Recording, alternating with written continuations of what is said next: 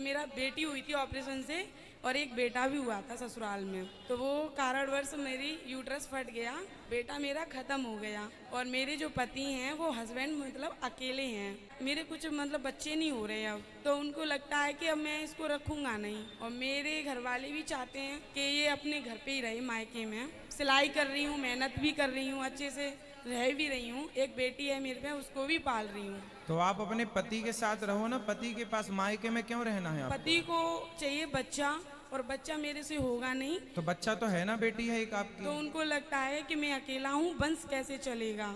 बेटी और तो है ना। नहीं, ये समझ में नहीं आता। और इस कारण को लेके घर वालों को 6 साल हो गया झेलते झेलते। तो आप अपने पति को लेकर आना हमारे पास, हम समझाएंगे। जी गुरुजी, पति पर मेरे मन में जो ख्याल आता है कि इस दुविधा से तो मैं मर ही जाऊं। नहीं, मर जाना बेटा समस्या का समाधान नहीं है। जीवन में समस्याएं हैं तो समाधान की ओर बढ़ना चाहिए।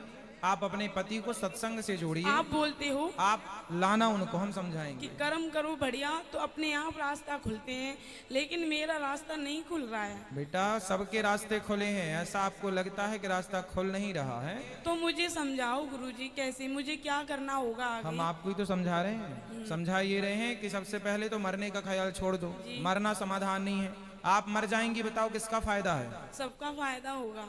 किसका? हमारा तो कोई फायदा नहीं होगा। नहीं, आपका नहीं। हाँ। आप तो मेरे भगवान जैसे हैं, लेकिन किसी का कोई फायदा है इनके मरने से? नुकसान केवल आपका। बिगड़ेगा किसका? परलोक किसका बिगड़ेगा? लोक किसका बिगड़ेगा? अपयश किसका होगा? दंड किससे मिलेगा? नर्क कौन जाएगा? आप। इसलिए आत्महत्या का सबसे पहले दिमाग से ख्याल तो मैं निकालो, ये सारा पहला। कष्ट- दूसरा, खूब मेहनत करो, पैसा कमाओ, अपनी बेटी को खूब बढ़िया पढ़ाओ, और अपने पति को एक बार मेरे पास लाओ। मैं उन्हें समझा दूंगा कि फिर वो दोबारा पुत्र की जिद नहीं करेंगे। जी गुरुजी, जो है बेटी कम थोड़ी है, बहुत लोग हैं, लाखों लोग भारत तो में ऐसे हैं जिनकी बेटियां ये हैं। जो कष्ट मिल रहा है मुझे ससुराल में, तो मैं रहूं वहीं? ससुराल में ही रहना है, और कहाँ रहना? मायके में कब तक? माँ बाप चले जाएंगे तो भाई भौजाई कब तक रखेंगे आपको?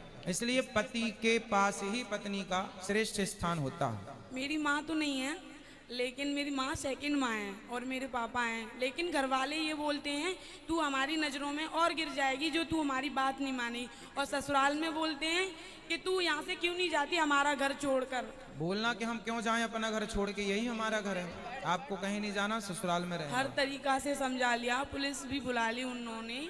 पुलिस ने भी मुझे सपोर्ट किया कि कितनी समझदार लड़की है।